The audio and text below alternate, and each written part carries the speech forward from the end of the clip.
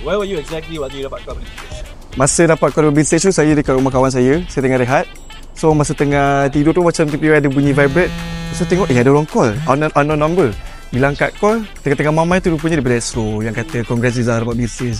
So saya tak tahu macam mana react. Tapi saya happy lah. I dapat call waktu I baru bangun tidur, tengah rehat kat sofa. I dah mengantuk.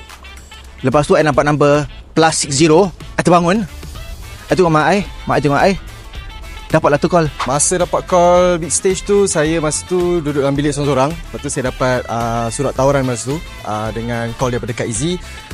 Dan saya terus call mak saya lah. Dan dia pun time tu kat kampung. Dia sangat happy and dia kata just be humble and keep doing what you like doing. Masa tu saya tengah driving atas jalan lah. Saya nak balik buka puasa. So sekarang ni semua orang macam excited untuk saya. Saya pun excited, tapi at the same time saya nervous lah sebab banyak harapan orang pada saya juga. Suka